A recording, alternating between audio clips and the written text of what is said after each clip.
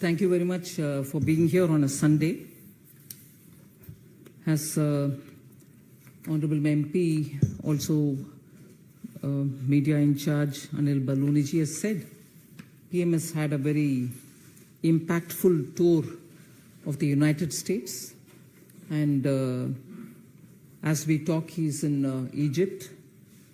I just want to very quickly, I understand Honorable Minister Smriti Irani and also Minister Hardeep Puri has addressed you all about the visit of Honorable Prime Minister to the United States in great detail.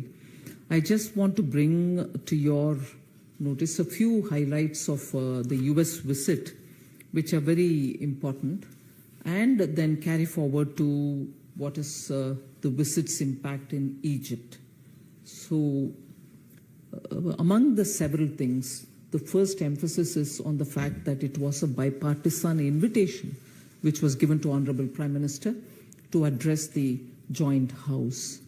And it was a very significant event for the second time for a Prime Minister to be called to address a joint session of the US Congress and the Senate, and to have received such a standing ovation is a matter of pride for all of us in this country. And during that visit and during that speech in particular, Honorable Prime Minister has expressed very clearly where India and US relationships stand and what is it that it can do towards global order. So I'm extremely happy to say it was a visit where both India and United States have taken warmly to each other and established such steps towards greater realization of our national goals. Most often, these visits also accompany with meeting of great eminent thinkers, leaders. So this visit also, PM has had meetings with CEOs, various CEOs, Nobel laureates, and so on. But what I would want to highlight is the fact that even yoga, which was done in the UN campus, had 132 nationalities participating in it. So it drew great attraction, and as a result, taking yoga to a level that has got recognition all over the world is a very important aspect that I would highlight. But from the announcements post the visit, I would like to highlight the fact that semiconductor supply chains, Micron technology, for instance, is likely to invest $800 million towards $2.75 billion semiconductor assembly and test facility in Gujarat. And this itself will give more 5,000 to more than 5,000 new direct jobs, and also 15,000 what we call indirect job, what they call as community level jobs. We are also becoming a part of an alliance of rare earths and materials. And in this, it is expected to support more than 2 billion planned investment. Center for the Semiconductor Center for Commercialization and Innovation, which is being set up in Bengaluru, will have in its first 5 years of operation itself, the center is expected to support more than 2 billion planned investments, 500 new advanced engineering jobs, and potentially another 2,500 jobs in manufacturing ecosystem. Now, this is a very big step forward. Similarly, Semiverse Solutions, which will train up to 60,000 Indian youth into artificial intelligence and use of semiconductor-related education and workforce development goals will get fulfilled. Critical mineral partnership, which I've already mentioned. Quite a few of these companies are coming out and wanting to set up these capacities in India because lithium and cobalt and the use of these rare earths are going to make the future of energy and energy transition. So that's a second. Space also had great lot of achievements. Advanced training will be provided. NASA will be providing advanced training to ISRO, and that will also help for a joint effort to the International Space Station in 2024. Advanced telecommunication has also had agreement. India and US launched public-private joint task force for the development and deployment of open RAN systems. I'm just giving you the highlights and not going into the details of everything. Quantum and advanced computing has also received a joint Indo-US quantum coordination mechanism. You know, it was announced as a part of our budget. And then they will also support joint research in artificial intelligence, quantum, and advanced wireless technologies. And then there is also the arrangement with the National Science Foundation, which is the US body, and it announced that 35 joint research collaborations will also happen with the India's Department of Science and Technology, and they have also signed a new cooperative arrangement with the METI ministries. Department of Atomic Energy has also had a share in the agreements, is making 140 million in-kind contribution to the US Department of Energy. And finally, the seventh item is on innovation and fiber optics investments.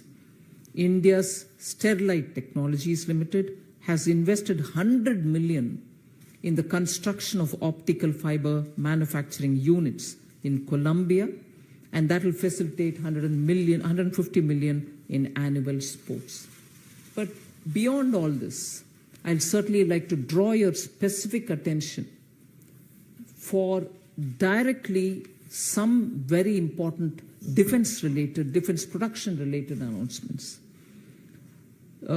GE, which is the biggest of aeronautics companies, has signed an agreement with HAL for joint production of F414 engines, aircraft engines. Now, this will be made in India. 80% of technology is getting transferred. Now, I highlight this because it is HAL, about which repeatedly the Indian opposition sheds crocodile tears. What's happening to HAL? Bangalore, you're not doing much to it.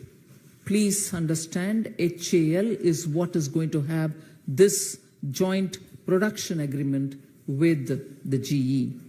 Second, and these made in India engines will be used for HAL's own Tejas aircraft.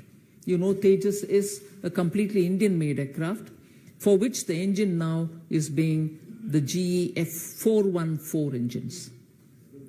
Then we are also getting unmanned aerial vehicles, UAVs. The Sea Guardian MQ-9B is being brought into India. One of the biggest strength which we can provide to our armed forces. You also have an agreement, Master Ship Repair Agreement. India will now become the biggest center for ship repairs. Already the US Navy has concluded an agreement with the Kattupalli, which is very close to Chennai, Larsen and Toubro shipyard, where India will be the center and will be the hub to repair most of the major ships. And further, they are also trying to sign up with Mazagon Docks in Mumbai and with also Goa shipyard.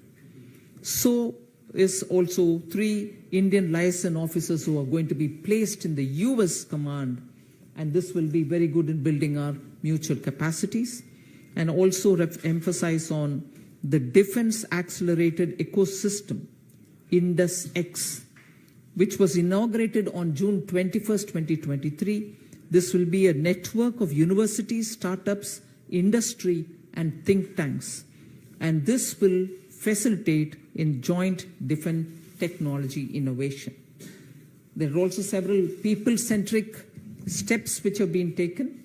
You heard Honorable Prime Minister himself announce that for the H-1B visa extension, Indian citizens do not need to come back to their home country, but they can renew it even being there. That will save a lot of effort for our own people, otherwise they keep coming back and waiting to get it renewed.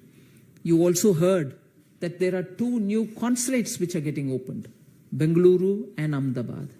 Fulbright Kalam Climate Fellowship, additional facilities also being brought in. 100 additional US undergraduate students will study or intern in India. This is also being people-to-people measure. And those who are interested in knowing, India is funding the establishment of a Tamil Studies chair in University of Houston. Aviation deals, which are commercial deals, have also happened just in time before Honorable Prime Minister went to US. So you've heard about that. Many other commercial decisions which I'll draw your attention to are Amazon, which will bring $15 billion and 26 billion in the country to investments to be made here. You heard Alphabet Sundar Pichai talking about opening a fintech center, global fintech sector in Gujarat, and indigenization is happening there. So I've just given you some highlights of the visit to the United States. But this minute, I like to highlight the fact that during his visit, which is ongoing in Egypt, our Prime Minister has been awarded the highest award, Order of the Nile. This is one of the oldest in the sense it existed in Egypt even before Egypt became a republic. During the emperor's rule earlier, also they had this award, but in 1953 this award was restarted under the Republic of Egypt, and it's the highest award being given. And it's a proud moment for India. Honorable Prime Minister has received the highest civilian awards from 13 countries together with this award, and of which 6 of them come from countries which have population which is highest in Islamic Muslim population. 6 Muslim-dominated population countries, totaling, all of them total to 13, 6 plus the rest, so total 13 countries have given. And in this visit, I like to highlight a few things which are equally important. Honorable Prime Minister was welcomed by the Prime Minister himself of Egypt. Just one minute, get the papers ready. And other than being received by the Prime Minister himself, the Grand Mufti of Egypt has also received him and given him all the honors. In Egypt's history, the Grand Mufti holds a very high and respectable position. He was received by them. Other than that, the Indian Muslim community called the Bohras, they run a very big mosque there, and in that mosque, Honorable Prime Minister was invited and taken to visit, and even that has gone down so well. The chief of that mosque has also received Prime Minister. This visit is of a Prime Minister of India coming after 26 full years, when the last visit of Honorable Prime Minister from India had happened. So this visit has attained quite a high prominence in Egypt. Other than meeting the Indian community, he had also set up an institution of excellence even there. So I think this visit to Egypt attains great importance. मैं ज़्यादातर English में बोल दिया. Request आ रही है अनिल बलूनी जी से थोड़ा हिंदी में बोलने के लिए. सिर्फ मैं इतना कह सकती हूँ कि अब तक मैंने यूएस विजिट के बारे में संक्षिप्त में बोला है, क्योंकि इससे पहले माननीय मंत्री स्मृति ईरानी जी भी और हरदीप पुरी जी भी आपको विस्तार से इस विषय में आकर आपसे संबोधित किए, मगर मेरे तरफ से ये मैं जानकारी आपको देना चाह रही हूँ कि भारत की प्रधानमंत्री जी का सेकंड जॉइंट सेशन में बात करने का मौका हर बार किसी को मिलता नहीं है। अब तक जितने भी लोगों को मिले, बहुत कम लोगों को ही ये अपॉर्चुनिटी मिला है। और जॉइंट सेशन एड्रेस करने के लिए बाई पार्टीसान इन्विटेशन आया है, मतलब दोनों रिपब्लिकन्स भी डेमोक्रेट्स भी प्रधानमंत्री जी को इनवाइट किए एड्रेस करने के लिए।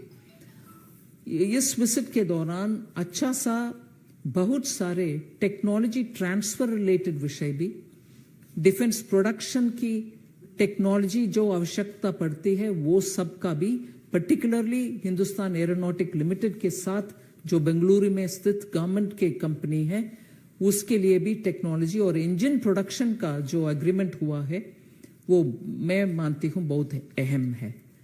फिर जॉब क्रिएटिंग विषय में भी एग्रीमेंट्स जो उधर हुआ है उसके कारण इधर टेक्नोलॉजी आना, इधर इन्वेस्टमेंट बढ़ाना और गूगल जैसे कंपनी और ज़्यादा कमिट करना कि हम आकर के भारत में पूंजी निवेश ले आएंगे, ऐसे करने से हमारी रोजगार बहुत लेवल तक बढ़ाने का संभावना है।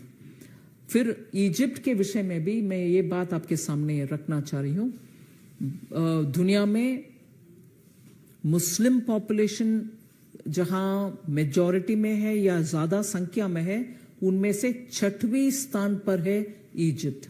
ऐसे देश में भारत के प्रधानमंत्री को सर्वोच्च एक सम्मान मिलना, ऑर्डर ऑफ नाइल मिलना, ये इसमें एक संदेश मिलता है कि ऐसे देशों में, ये probably 6th country, Islamic country जिसमें पॉपुलेशन ऑफ मुस्लिम ज़्यादा है, ये ऐसे 6th कंट्री से भारत के प्रधानमंत्री नरेंद्र मोदी जी का ये अवार्ड मिलना बहुत ही संतोष का विषय है। अब तक 13 कंट्रीज से, इजिप्ट इंक्लूसिव 13 कंट्रीज से ऐसे हाईएस्ट ऑर्डर माननीय प्रधानमंत्री मोदी जी को मिला हुआ है। इसीलिए मैं मानती हूँ इजिप्ट के विषय में ग्रैंड मुफ्ती का स्थान बहुत अहम है। उन सोसाइटीज में मुफ्ती का स्थान बहुत ही सम्मानजनक माना जाता है। ग्रैंड मुफ्ती का भी प्रधानमंत्री जी से भेंट हुआ। फिर भारत के बोहरा कम्युनिटी इजिप्ट में बहुत अच्छा संख्या में प्रेजेंट है, वो उस कम्युनिटी से भी प्रधानमंत्री जी का मीटिंग हुआ। मैं मेरा ओपनिंग स्टेटमेंट में इतना कहकर क्वेश्चंस के लिए छोड़ देती हूँ। पार्टी के ओर से हम माननीय प्रधानमंत्री जी को बहुत ही हर्ष व्यक्त करते हैं और उनको बधाई भी देना चाहते हैं कि अवार्ड मिला है और भारत के स्थान उनके मेहनत के कारण आज इतना ग्लोबल स्तर पर रिकग्निशन मिल रहा है। उसके लिए भारतीय जनता पार्टी के ओर मैंने बहुत ही आनंद व्यक्त करना चाहती हूँ। Thank you. Jatin, Ma'am, you will briefly explain the Prime Minister's visit to US, achievements and the significance. But concerns have been raised about how minorities are treated in the country.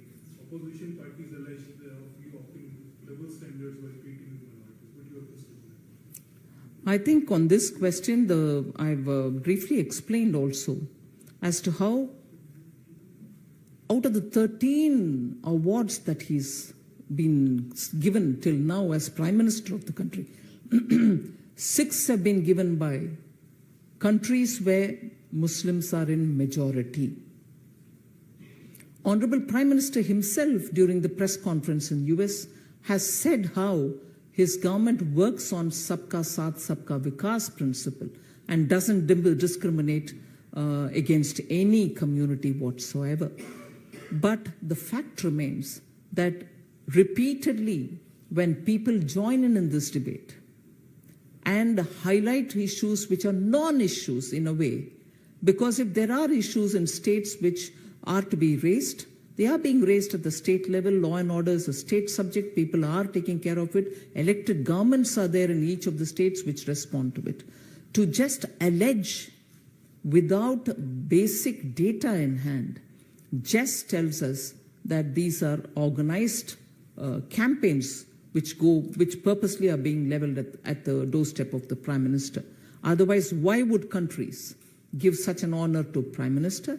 And why would there be a distortion in understanding how India and its minority population, irrespective of which religion they belong to, minority population, are being part of the Indian mainstream?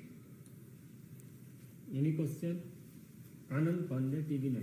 Ma'am ये सवाल पूछे जाने जैसे कि BJP ने पूछा था कि भारत में अल्पसंख्यकों के अधिकारों के लिए सरकार क्या कर रही है। राहुल गांधी भी जब विदेश जाते हैं तो यही सवाल उठाते हैं, लेकिन इजिप्ट के जो ग्रांड मुफ्ती हैं वो खुद बोल रहे हैं कि प्रधानमंत्री नरेंद्र मोदी अपने यहाँ सभी धर्मों के लोगों को लेकर एक साथ चल रहे हैं और जो बहुलतावाद है उसको बढ़ावा दे रहे हैं।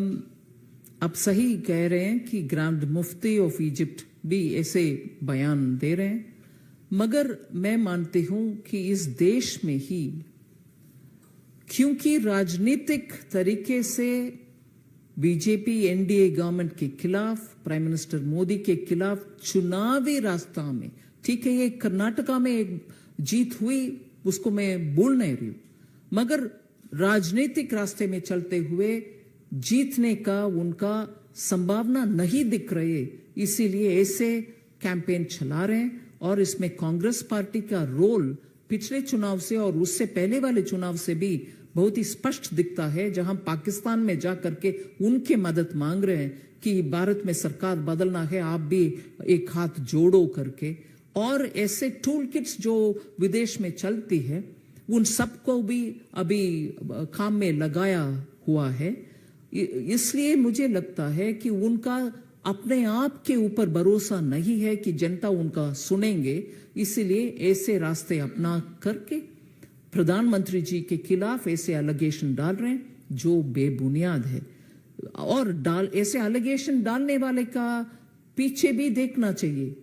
जो कल मेरे बहुत ही आश्चर्यजनक हुई कि उसी समय जब माननीय प्रधानमंत्री जी यूएस में कैंपेन कर रहे हैं, उस समय कैंपेन मतलब भारत के विषय में सबके सामने विषय बोल रहे हैं, उस समय एक पूर्व राष्ट्रपति यूनाइटेड स्टेट्स का बयान दे रहे हैं भारत के मुस्लिम्स, जबकि विदेश के विषय के बारे में मैं थोड़ा संयम रखते हुए बोल रही हूं। यूनाइटेड स्टेट्स के विषय में हम अच्छा फ्रेंडशिप चाहते हैं, मगर उधर से भी भारत के रिलीजियस टॉलरेंस के ऊपर एक यूएससीआईआरएफ है, उनके कमेंट्स आ जाता है। राष्ट्रपति जी ने कुछ बातें बोल रहे हैं जहां शायद 6 देशों के खिलाफ जहां मुस्लिम पॉपुलेशन डोमिनेंट है, बॉम्बिंग हुई उन्हीं के कालों में, सीरिया से लेकर के यमन के लेकर के सऊदी के लेकर के इराक के लेकर के बॉम्बिंग नहीं हुआ।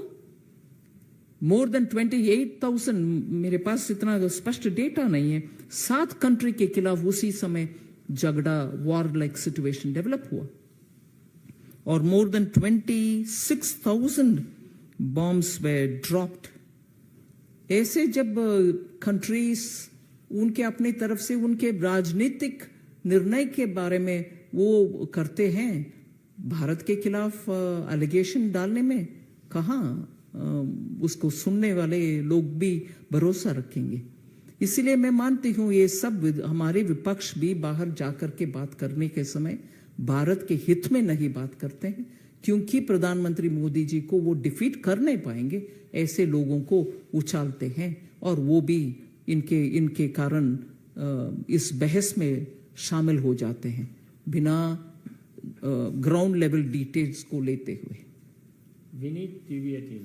मैम, जिस तरह से आपने बताया कि 6 मुस्लिम देशों का सर्वोच्च नागरिक सम्मान पीएम को मिला है, लेकिन कई मुस्लिम नेता जो है या फिर कई राजनेता जो है पीएम नरेंद्र मोदी की मुस्लिम नीति को लेकर के लगातार विरोध करते रहते हैं।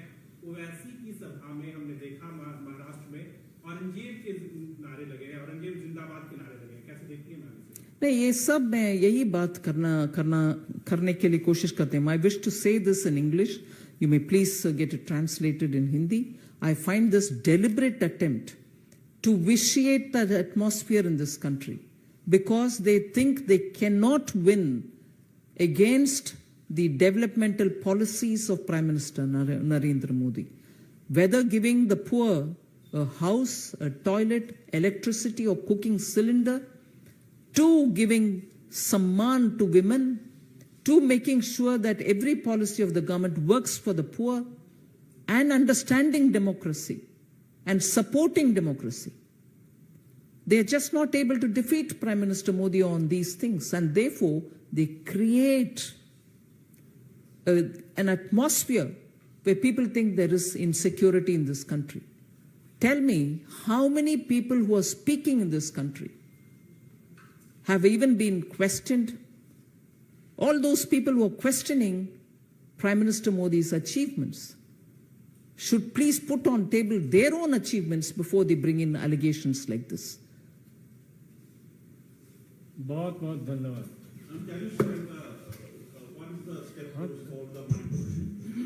Home Minister Ji has spoken about it, so there's no need. Yesterday there was an all-party meeting also.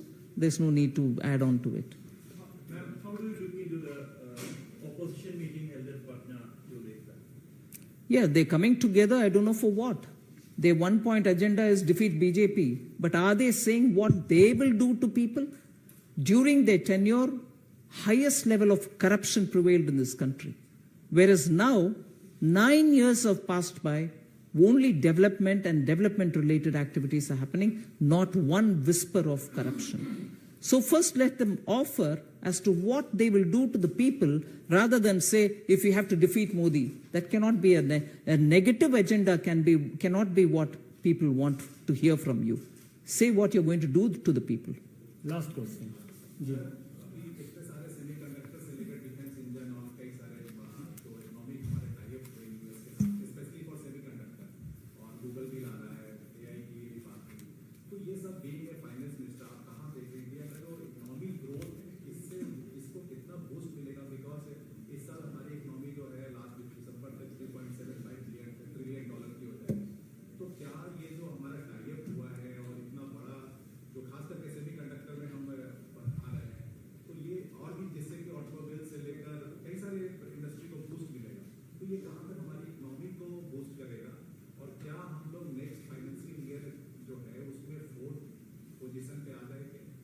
नहीं, उसके लिए डेफिनेटली मेहनत हो रही है, वो विषय आपके संज्ञान में रखना चाह रही हूँ.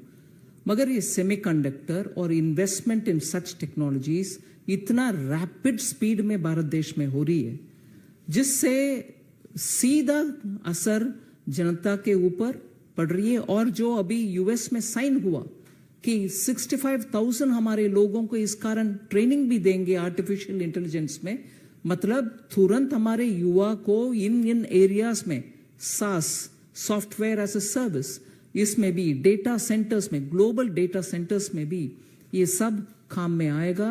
तुरंत इसका असर हमारे देश में पड़ेगा. मैं नास्कॉम के एक डेटा आपके सामने रखना चाहती हूँ, सब्जेक्ट टू करेक्शन. ग्लोबली मान लीजिए ग्लोबल डेटा सेंटर्स जो बड़ा बड़ा व्यवस्था है,